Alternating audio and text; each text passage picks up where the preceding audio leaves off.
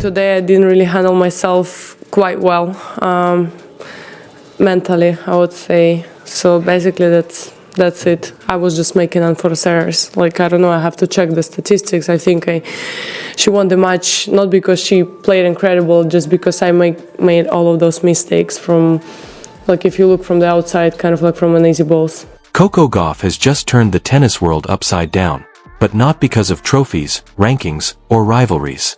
This time, it's much bigger. She revealed shocking remarks made by Aryna Sabalenka, comments the WTA likely hoped would never become public. Fans are outraged, players are split, and staying silent is no longer an option. The big question now is whether the WTA will actually take action, or if this situation will be swept under the rug like so many times before. Let's get into it. Yeah, that hurts. I mean, especially when you've been playing really great tennis during the whole week. You know, you've been playing against a lot of tough opponents, Olympic champion Iga, you know, and then you go out and you play really bad. Like, I don't know, I think if Iga would win me another day, I think she would go out today and she would get the win. What began as a routine semi-final match between two of the WTA's top players, Coco Gauff and Aryna Sabalenka, quickly spiraled into one of the sport's ugliest controversies in years. The match, held at the Wuhan Open in a packed arena under bright lights, had all the ingredients for a classic battle between two fierce competitors. But by the end of the night, no one was talking about the rallies, the aces, or even the score. All attention shifted to something Aryna Sabalenka said. At first, it went unnoticed, a brief moment caught on camera of her muttering something after missing a crucial point, seemingly just ordinary frustration. But when clips hit social media, fans slowed down the audio, enhanced it, and replayed it repeatedly. That's when the truth hit. Sabalenka's words weren't just frustration, they were racist, blatantly and unmistakably. Within hours, the internet exploded. Hashtags like #StandWithCoco and #RacismInTennis began trending. Fans demanded accountability, players started unfollowing Sabalenka, and commentators were stunned into silence on live broadcasts. But the most shocking part was the WTA's response. Complete silence. No statement, no acknowledgement, nothing. Congratulations, Coco. When Aryna sat here, she said that she thinks if Iga had won her, she wins the thing today because of how the match turned up. Do you think the way you play today, you beat anyone? It doesn't matter who's on the other side of the net? She said if I play Iga in the final. She said that if we go, she didn't mention exactly winning you, but she said if Iga won me, she would won the thing. I mean, I don't agree with that. I'm here sitting here, and last time I played, no, like to Iga or anything, but I played her and I won in straight sets. So, yeah, I don't think that's a fair thing to say. It was as if the biggest women's tennis organization in the world believed that if they ignored the situation, the storm would simply fade away. But this storm wasn't going anywhere, because Coco Gauff, the face of the next generation of tennis, had just been disrespected in front of millions, and everyone was waiting for her response. For the next 24 hours, she said nothing. No tweets, no interviews, not even a subtle Instagram story, just silence. Some assumed her PR team was handling it, others thought she was taking time to process what happened. But deep down, everyone knew one thing. Coco doesn't speak until she's ready to make the world listen. And when she finally did, the entire tennis world stopped. Because anything can really happen, and yeah, honestly, I mean, the way Aryna was playing the last few weeks, she was the favorite to win. So I think she was the best person that I could have played in the final. Her being #1 in the world, she was the best person to play. So I think I got the hardest matchup just if you go off stats alone. Obviously, Iga being a champion here. Standing in front of a packed press room, Coco looked calm but resolute. There were no tears, no anger, just clarity. She opened with a single, powerful sentence. "I'm not here to start a war. I'm here to ask for fairness." That one line hit harder than any serve, because this was no longer about drama, it was about respect. Coco continued, explaining, "I've worked too hard to let my identity be reduced to a word or a stereotype. I deserve the same respect any athlete does, nothing more, nothing less." The room fell silent, and then applause broke out. Even reporters known for chasing controversy simply nodded, recognizing that this moment was bigger than tennis. Coco never mentioned Aryna's name, not once. She didn't need to. Everyone already knew exactly who she was referring to. I mean, she's probably emotional about it, so I'm not gonna take it with too much anything. And I do hope people give her a little bit of. That's what sets Coco apart. She didn't lash out, she didn't make an emotional video for sympathy. She simply told the truth with class. But this is where things started to get messy. Aryna Sabalenka's camp stayed completely silent for 2 days.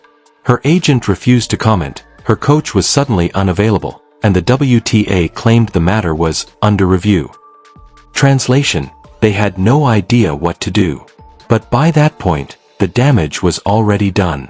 Once the audio went viral, people began digging into old interviews, past behavior, and questionable comments from Aryna. And while a handful of fans tried to defend her, most of the world wasn't buying it. The last one. You talk about the power of social media to help tell your story, but do you think at the end of the day you're still a little bit misunderstood for who you are? No, I think nowadays people know me as a player and as a person. Like, I feel like people know that, okay, of course she's aggressive, she's passionate, she's focused, and she's fighting for her dream, but also, of course, she's fun and she's nice, she's chill, and she's a completely different person. So I think now people knows me. Maybe like that little situation after French Open, some people don't really understand the intensity of everything, and that you lose the final of the biggest tournament, and then you go to the media straight away, and you're so frustrated, so pissed on yourself, and you're just trying to figure what just happened, and you don't think clean, and then you make this comment, and people go they forget completely about who you are the rest of the time. One of the main arguments her defenders kept repeating was, she didn't mean it that way. A classic excuse, right? They claimed she was under pressure, that emotions were running high, or that it was all just a misunderstanding because of language. As if that somehow makes it acceptable. Yes, because racism always sounds better when you blame it on translation. See someone fail and take it as the main thing, So after that, I also had to sit back and reflect on everything and apologize and make sure that people understand my point, that it was just, I was over emotional, I was completely wrong. So after that also took me a little while to explain myself a little bit better. But now I think people understand me even better. And also it was a tough lesson, but it helped me a lot in so many different ways. And right now I don't feel like people still misunderstand me. I feel like now they know me even better. You can't accidentally say racist things. Pressure doesn't make you invent words you never believed in. It only makes your real thoughts slip out. That's exactly why fans were outraged. This wasn't just about one comment, it was about the attitude behind it. Meanwhile, Coco Gauff handled the situation like a true professional. Her coach, Diego Moyano, later revealed that Coco cried after the match, not because she lost, but because she felt unseen. She works harder than anyone I know, he said, explaining how heartbreaking it was for her to feel like her worth could be reduced to one cruel word. Even Coco's parents were shaken, but incredibly proud. Her mother told her, "Grace isn't weakness, it's power under control," a line that became Coco's new mantra. The very next morning, she was back on the practice court. No interviews, no emotional posts, just focus. A photo of her walking into the training center with headphones on went viral, perfectly captioned by fans. She doesn't talk. She works. That's Coco Gauff in a sentence. Now let's talk about Aryna Sabalenka's response. Or rather, the lack of one. After 3 full days of silence, Aryna finally posted something on Instagram, and it somehow made things even worse. Her message read something like, "Emotions run high in matches. Things can be misunderstood. I never intended to hurt anyone. Let's move forward with respect." There was no apology, no accountability, just a vague, "Oops, my bad." Fans were not impressed. One comment read, "You didn't apologize. You just said you got caught." Another said, "3 days for this?" A simple sorry would have worked. Because when the mistake is that serious, emotions were high doesn't cut it, especially not in a sport that prides itself on grace and respect. At that point, the WTA had no choice but to step in. They released a short, corporate-sounding statement saying the incident was being reviewed and that respect and inclusion are core values. In other words, they were hoping the whole thing would blow over. But tennis fans weren't letting that happen. Players across the sport began taking sides. Serena Williams, Billie Jean King, and Naomi Osaka publicly supported Coco, saying, "Enough is enough. Racism in tennis has been ignored for too long." Even Rafael Nadal chimed in, writing, "Respect must come before rivalry. Coco has handled herself like a champion." His comment went viral instantly. But not everyone agreed. Some Eastern European players defended Aryna, claiming her words were misunderstood or lost in translation, as if racism somehow doesn't count when spoken with an accent. That defense crumbled fast as most fans saw it for what it was, an excuse. As days passed, the story evolved. This wasn't just controversy anymore, this was a turning point. Behind the scenes, Coco's family supported her quietly but steadily. Sources close to them said she was emotionally exhausted but determined not to let this moment define her. Her father, Coco Gauff, told reporters, "She's not just a great player, she's an even better person." And that, he said, is what will last longer than any trophy. Slowly, Coco turned the pain into purpose. She partnered with organizations promoting equality in sports and education and launched a campaign called Serve Right, focused on respect, fairness, and inclusion for young athletes. Its slogan, "Fairness isn't a favor, it's a right," spread quickly. Athletes from other sports posted in support.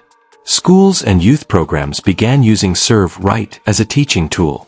The movement grew so much that even the WTA had to acknowledge it publicly and announced cultural awareness training for players and staff, something they'd avoided for years.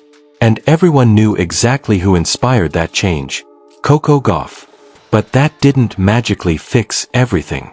Aryna Sabalenka's team continued doing PR cleanup, claiming she apologized to Coco privately, though no one ever confirmed it. Meanwhile, journalists asked Coco about the situation in every interview, and she responded with the same calm consistency. "I've said what I needed to say. I'm focused on tennis now."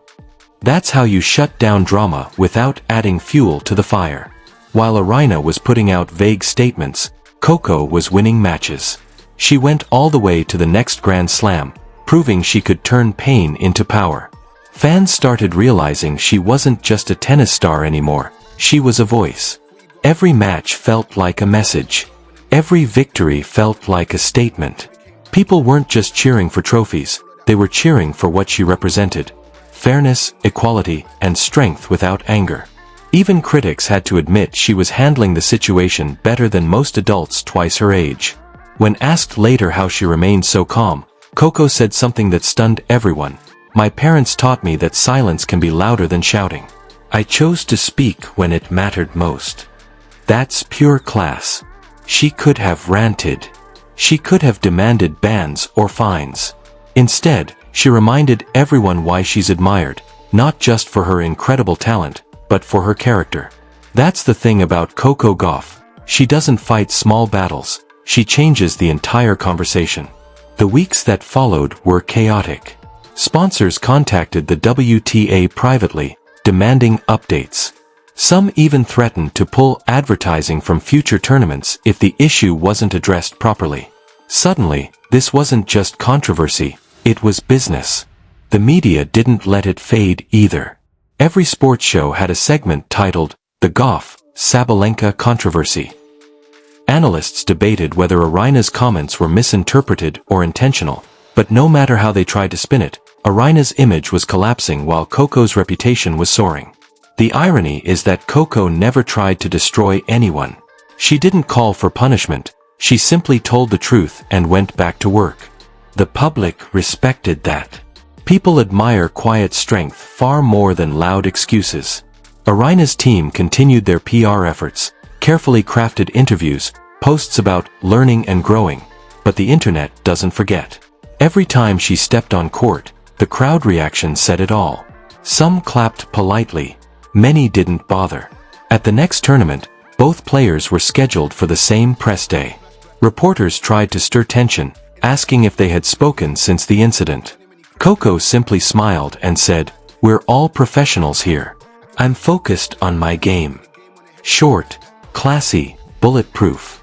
Aryna's responses, in contrast, felt scripted and hollow, like a message a manager forced her to say rather than something genuine. Meanwhile, Coco's Serve Right campaign exploded online. Kids posted photos wearing the slogan on shirts and rackets. Schools used her story to teach sportsmanship. Rival players shared her message, including athletes who had once avoided speaking about racism. What began as a painful moment became something powerful. Coco didn't just earn the respect of tennis fans, she changed how the WTA handles accountability. The organization introduced mandatory respect and cultural awareness training, directly inspired by her calm yet firm stance. When reporters asked what she thought of the new policy, she said, "Progress is slow, but it's still progress." That's who she is, humble, wise, and focused on the bigger picture. So when she later lifted the Miami Open trophy, the victory meant far more than another title. Looking into the camera, she said, "Winning is great, but standing for something bigger than yourself, that's what lasts." And that's how Coco Gauff turned one ugly moment into a powerful reminder that dignity always wins, even when the system doesn't.